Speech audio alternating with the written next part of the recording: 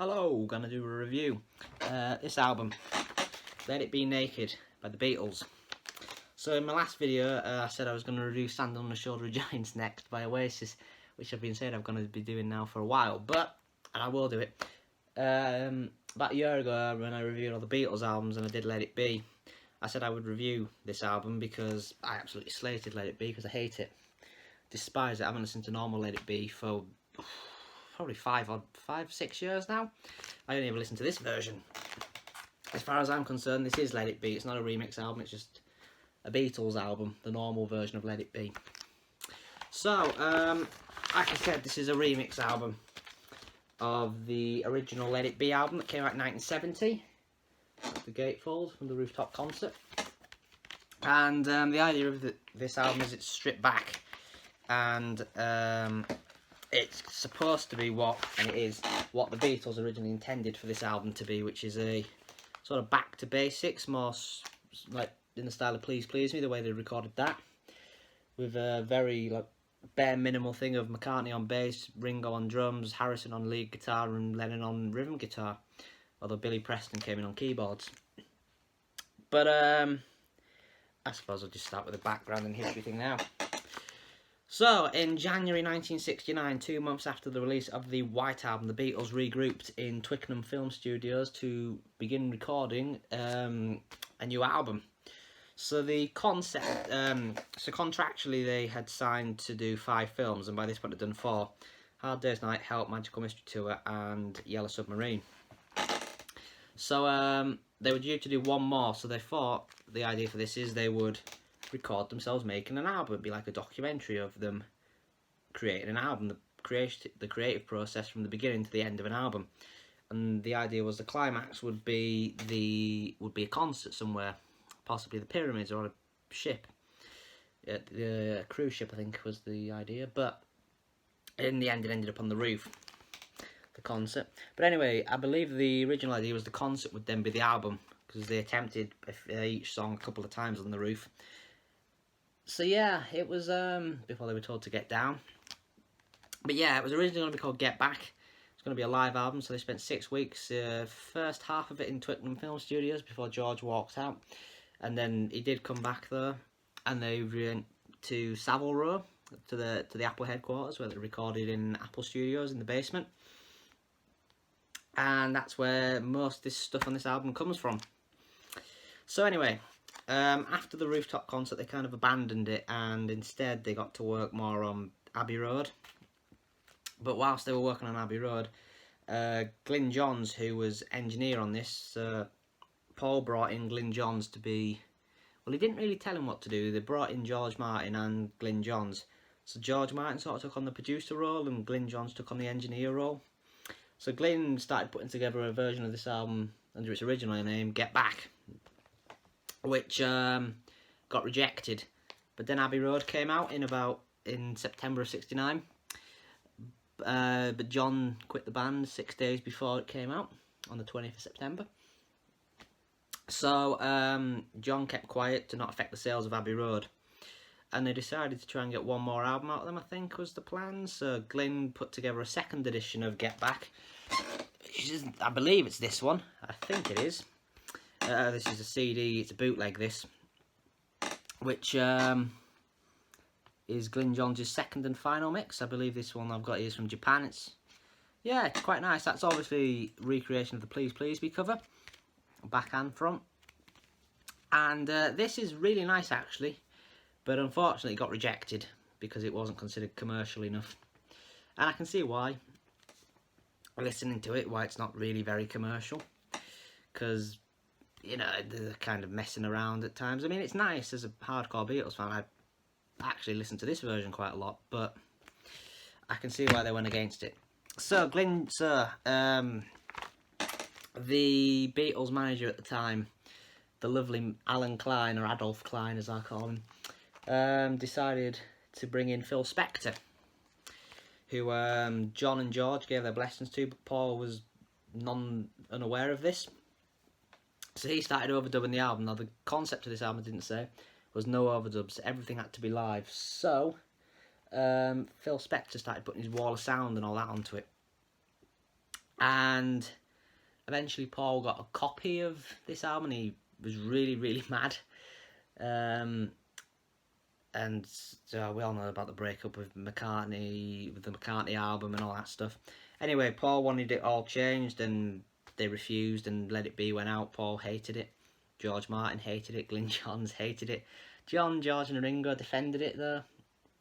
Although I think John did become a bit critical of it in later years. But anyway, 2003 this album came out, which is, yeah, it's a bit of a grudge Paul had for 33 years, but he finally got the version of this album that was intended, or what he intended. So the way this came about was in 2000, Paul had a chance meeting with Michael Lindsay Hogg, I think his name is, who was the director of Let It Be, the film. It's all very complicated stuff, this. And they were on about how the fact the film is not available on VHS or DVD, as it was at the time. It still isn't available. And they thought, we should remaster it, do something about it, and put a soundtrack album out alongside it, close to what the film is. Which was, so we got the album, but we never got the film. We don't know why we've never got it yet. It's rumoured it's George's estate that prevents it being released, because George hated the film. But yeah, I think we will eventually get it, but it's getting a bit ridiculous now. It's nearly 50 years and still the film is not available. Although obviously most of us Beatles fans have seen it. But anyway, so this album, it stripped off all of Phil Spector's stuff and went back to basics. It's pretty much just the four Beatles on this album with a little bit of input from Billy Preston and George Martin. It's on the Apple label, this, as is all the Beatles albums these days. And yeah, I'll go into the track by track. So, the track list, the track order on this differs from Let It Be, and it's not the track listing of Get Back, which is 16 tracks. This one is just 11 tracks. Which, is it 11? Have I miscounted? Yeah, it's 11. So it's 11 tracks, and one of the big changes you'll notice from the get-go, looking at the track listing to Let It Be, is Dig It and Maggie May have been removed, and in its place, Don't Let Me Down has been put in, which is the way it should have been in the first place. I mean, I don't mind Maggie May, I don't mind Dig It, but I'd much rather have Don't Let Me Down in the place, which is what we get here. And another big change here is the sort of like studio chatter between them, which is on Get Back and Let It Be, has been removed completely. It's purely just them performing the songs now. So it's more like a normal album, I suppose, a more professional sounding album. So anyway, it opens with Get Back, which I should have said actually, I'd prefer the name Get Back to Let It Be. I wish it had been called Get Back, with that cover. But anyway, Get Back, this was a single, obviously, it was #1 single. Really nice song, this. It's the album version, which sort of cuts off 3/4 of the way through. It doesn't have the last quarter of the song that's on the single. But yeah, this one isn't too different really from the normal Let It Be version. So yeah, it's a good way of opening the album. Then we've got Dig a Pony, which again, it's a fantastic song. Really love this version of it. Don't think it's the rooftop version. I might be wrong there, but I think it's just one of the studio versions. I should have written them all down what they were. But yeah, like this one was done on the roof, as was Get Back. Yeah, it's a really nice song, Dig a Pony. Really like it. After that, we've got For You Blue, which is George's first song on the album. This is an acoustic one. Again, I like this version of For You Blue. It's not too different from the normal version, but yeah, it's nice. I do like it. I believe this version is, I think it's from a session on the 25th of January '69, where the music comes from, like the guitars and everything, but the vocals George recorded, I think, in 1970. Sometime in January in 1970. So yeah, after that we've got The Long and Winding Road. So this was the controversial song of the album. This was the one that Paul got really mad over. This is Paul's song, which Phil Spector put his Wall of Sound all over. This version is better. It is stripped down to purely just the Beatles, which I believe it's Paul on piano, George on guitar. I think John's on bass, which is apparently the reason why Phil Spector overdubbed it, because of John's bass playing. Ringo on drums and Billy Preston on keyboards or organ. It's really good, this version. Lyrics are slightly different. This is the final take. Phil Spector used an earlier take, but this one is the final take, which is the version in the film. Yeah, it's really nice. The lyrics, like I said, slightly different. In the middle bit, instead of it being "Anyway, you'll never know the many ways I've tried," it's "Anyway, you've always known the many ways I've tried," which is better, I think, anyway. After that, we've got Two of Us. Again, I don't think this one's that different from the original, but it's nice. It's nice. It doesn't have the thing that John says at the start. It just purely starts at the guitar. And this song, Paul says, is written about him and Linda, but I think it's about him and John personally, because I don't think he'd known Linda long enough to be writing songs like this for her. You and I have memories longer than the road that stretches out ahead. You don't even know what I've been with her properly for a few months. What memories are these compared to like what him and John had? So I think it's about John personally.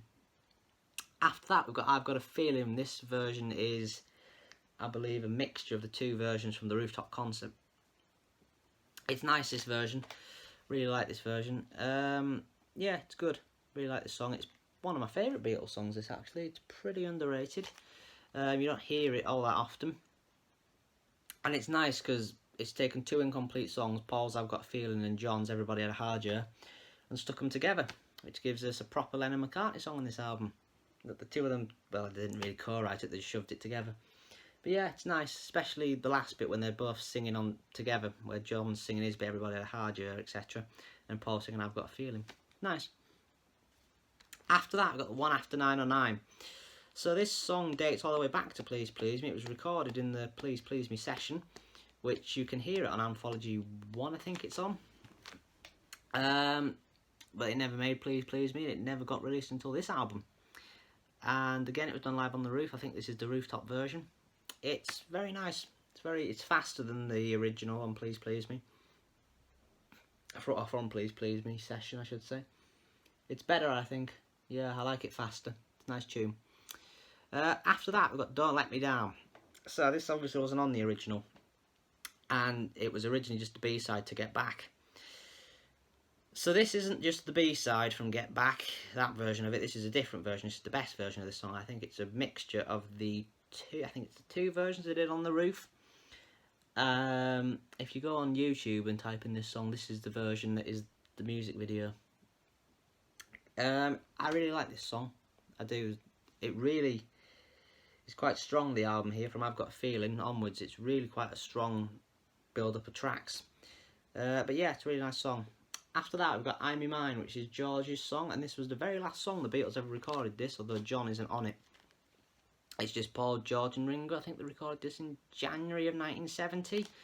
I might be wrong there. It's sometime around there, though. And this version is quite interesting because it's technically the Phil Spector version, just without the wall of sound rubbish on it. So originally, I think it just went verse, chorus, and then it ended. It was only about a minute and a half, this song, but then Phil Spector edited it so it went verse, chorus, and it repeated and went verse, chorus again. And they use this version of it just without the wall of sound. So Phil Spector's version is kind of on this album, but just without the wall of sound. It's nice. I like this song. After that, we've got Across the Universe. Now, this version is the version from that album, which I forgot, that charity album. But it's been slowed down to the original speed, and the backing vocals have been removed, I think, and the animal noises have been removed. If you want to hear that version now, it's on Past Masters. But this is the best version of it. Again, the wall of sound from the Let It Be version, because there's three versions of this song. There's the I think it was a single. It was for some Save the World album. It was some charity album. There was a version of that, which was the first version we got. Then we got the Let It Be version, which was with the wall of sound. And then we got this version, which is the Save the World, the single, the first version. I've really confused this. Just without the backing vocals and the wildlife, and I think the piano got removed. and it's been slowed down to its original speed. So yeah, I like this version, it's very good. Then we have Let It Be, the title track and also the closing track. This song, it's considered the classic, a classic, this, one of the Beatles' best songs.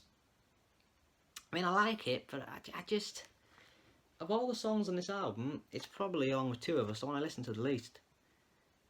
One thing I will say, give Phil Spector his credit here, the version on the normal Let It Be, I prefer the guitar solo. That's one thing I do prefer about the original Let It Be, I prefer the guitar solo on the normal one. I think this is the single version. But yeah, it's a good song, but I just don't ever see it as anything special really. So yeah, that's it, Let It Be, Naked. Like I said, came out in 2003, I believe. I might be wrong here though. It came out around the period when Phil Spector went to prison. I think Paul intentionally put it out then, just so as he got sent down for murder, he saw that this album got put out just to, I don't know if it's to wind him up, but I don't know. But something else you do get on here, on Let It Be Naked, is Fly on the Wall. A little 22-minute sort of sound piece of them just rehearsing a load of songs, most of which are on this album. Some of which are on Abbey Road. I know Child of Nature's on here, which obviously became Jealous Guy. Junk might be on here. I'm not 100% sure. In fact, I think it says it's on it. Let's have a look. I'm sure I've read it somewhere. There's a booklet, I think. Yes. Here's a little booklet here about Fly on the Wall. So, oh, that's of course, because it's a little single. Which is quite nice. Forgot about that. So, on the Fly on the Wall, you get Conversation, Sun King, Don't Let Me Down, Conversation, 1 After 909. Conversation, Because I Know You Love Me So. Conversation, Don't Pass Me By. Taking a Trip to Carolina, John's piano piece. Conversation, Child of Nature, Back in the USSR. Conversation, Every Little Thing.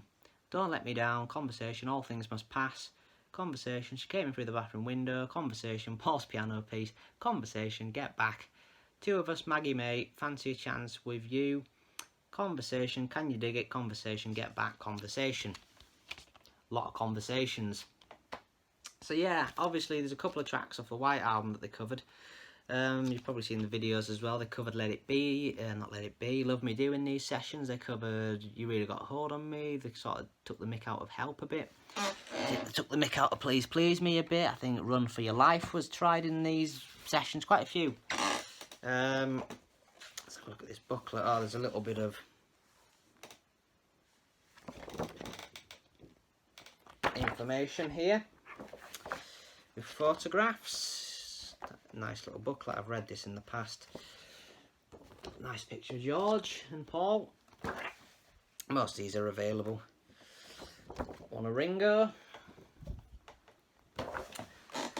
One of George, which is there. Well, you get a transcript as well of the conversations, I believe. John on the Roof. And Paul on the Roof. Yeah. So one thing I will say about that Fly on the Wall thing, when I named them songs, it's like All Things Must Pass and Child of Nature, it's not the full versions, it's just like little snippets. So yeah, Let It Be Naked. This is a much stronger version of Let It Be. And my go-to version personally. I know it's a kind of a generation thing. If you've been around and were around when the original Let It Be came out and grew up with it, you probably prefer that version. Although I did hear normal Let It Be a lot longer before I heard I heard this version. It was a good few years until I heard this version. I've just always took a liking to it and preferred it. So yeah, 10 out of 10, very good. See you in the future.